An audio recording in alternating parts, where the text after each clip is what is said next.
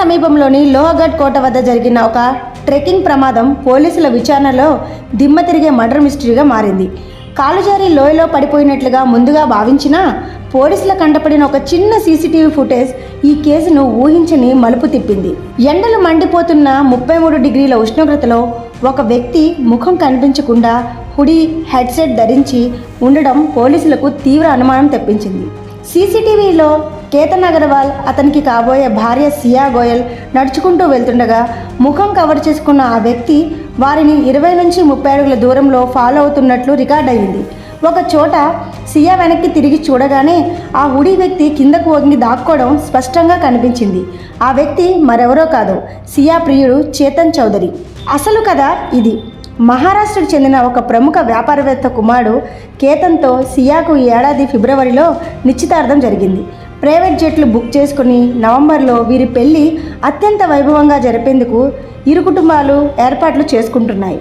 కానీ బేకరీ నడుపుతున్న సియాకు గతేడాది నవంబర్ నుంచి డ్రై ఫ్రూట్స్ వ్యాపారి చేతన్తో రహస్య ప్రేమ వ్యవహారం ఉంది.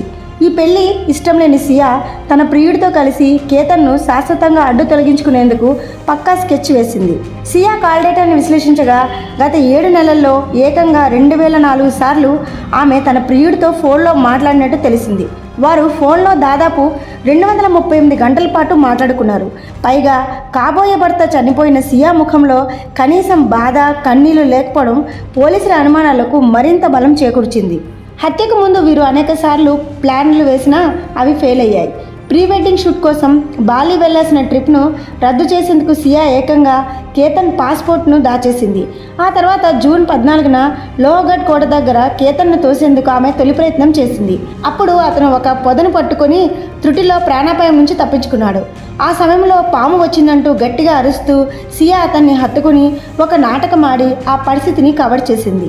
అయితే గత ప్లాన్ విఫలం కావడంతో జూన్ 18న మళ్ళీ కేతన్ను అదే కోట వద్దకు సియా తీసుకువెళ్ళింది.